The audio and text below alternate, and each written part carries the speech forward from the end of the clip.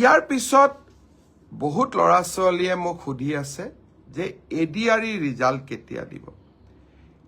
ADRE result 7 March শুক্ৰবাৰে আমাৰ grade 3 আৰু গ্ৰেড 4ৰ যি আমাৰ ৰিক্ৰুটমেণ্ট কমিশ্যন আছে তেওঁলোকে ঘোষণা কৰিব। যিমান কেইটা পদ আছে তাৰ বিপৰীতে 2জনকৈ ল'ৰা ছোৱালীক এই পৰীক্ষাত উত্তীৰ্ণ হ'ব আৰু তেওঁলোকৰ মাজত পৰৱৰ্তী সময়ত ৰিটেন টেষ্ট অৰেল অনুষ্ঠিত হ'ব। অৰ্থাৎ লিখিত পৰীক্ষাৰ ৰিজাল্ট গ্ৰেড 3 আৰু গ্ৰেড 4 আমি 7 মাৰ্চ তাৰিখে ঘোষণা কৰিম। এটা পোষ্টৰ বিপৰীতে 2জনকৈ ল'ৰা ছোৱালীয়ে এই লিখিত পৰীক্ষাত উত্তীৰ্ণ হ'ব। শেষৰ নম্বৰটোত যদি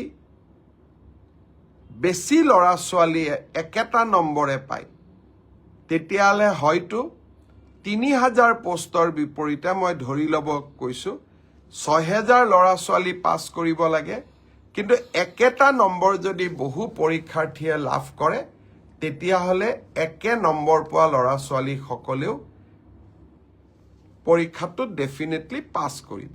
অৰ্থাৎ আমি যদি ধৰি লওঁ 50 যে কাট অফ মাৰ্ক, কিন্তু 50 যদি 50জন ল'ৰাই নম্বৰ পাইছে তেতিয়াহ'লে 50জন ল'ৰায়ে লিখিত পৰীক্ষাত পাছ কৰিব।